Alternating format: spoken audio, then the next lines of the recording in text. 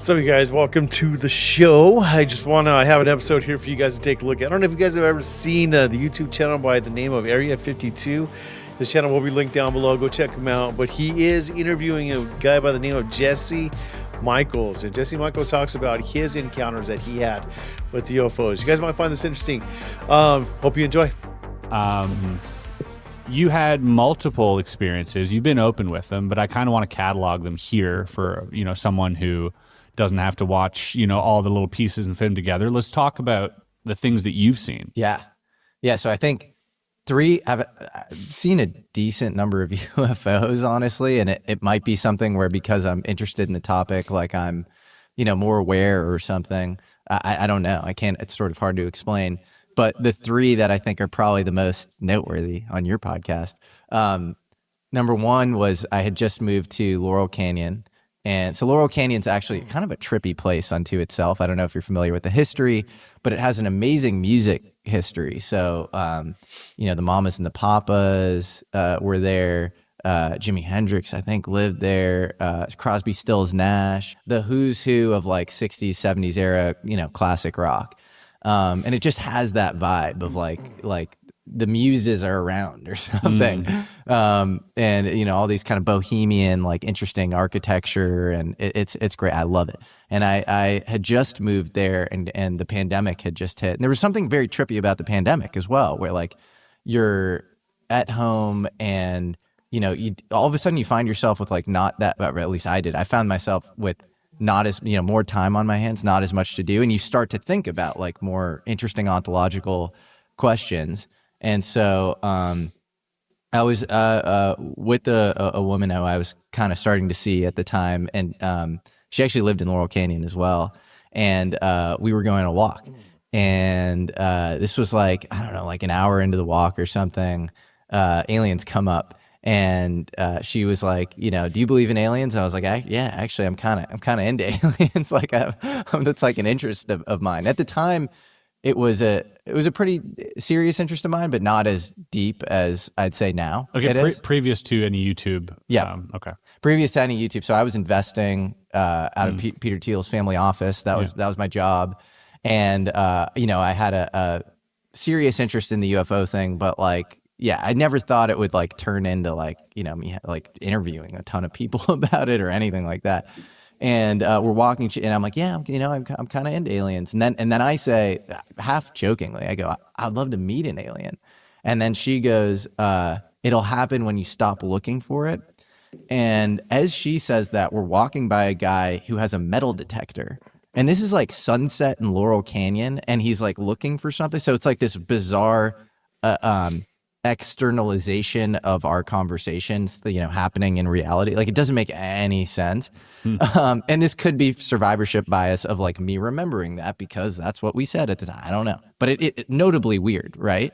And we walk by this guy, and a few moments, pass, and we hit this little clearing. This is on Lookout Mountain in Laurel Canyon, for anybody that knows Laurel Canyon. And there's a little clearing, and it's like this school bus shaped rectangle thing, long like this, and it's just hovering like kind of right above the treetops, like maybe 50 feet ish, and it just goes right over the treetops. How far away from you?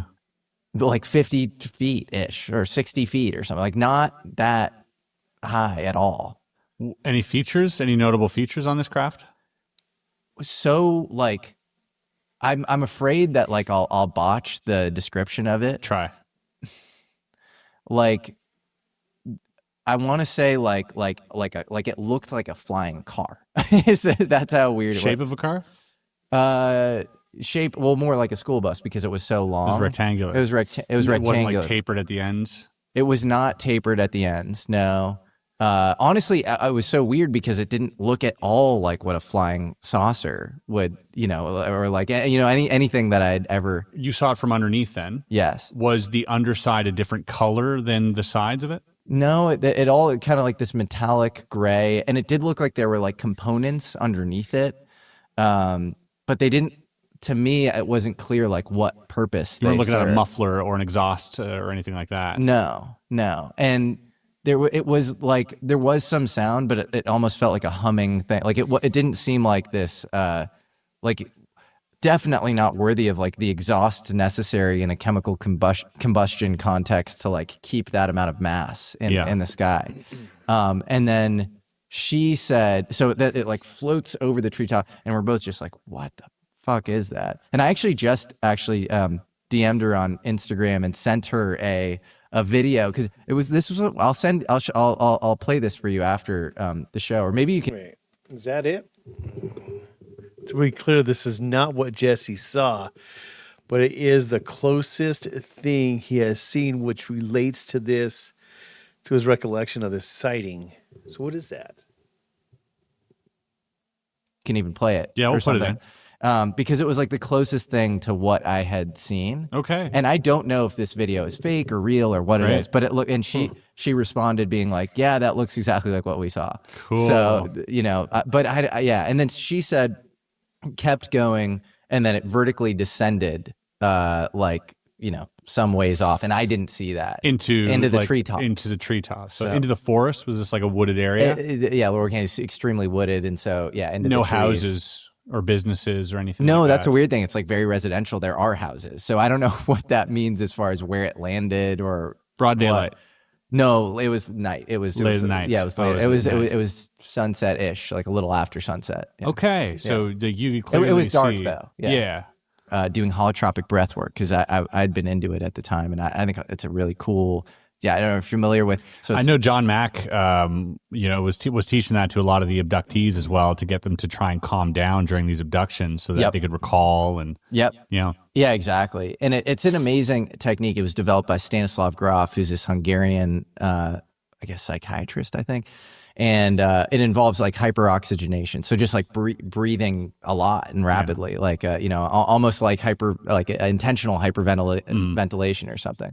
And actually, I think the goal is like an hour in, you out of body, you have like a DMT, like an endogenous DMT release or something. But we were 5 minutes into our breath work, and your hands can sometimes clam up, and his did.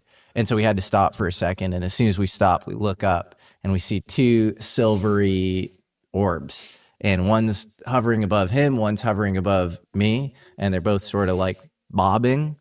They don't look at all like, a drone. They're way too high to be drones. They're definitely not planes. And he then looks to me, and I think I go like, what the F is that? And he looks to me and he goes, I think that might be that secret Lockheed tech or something. And then, a second goes by, he looks back at me and he goes, dude, those are not from here.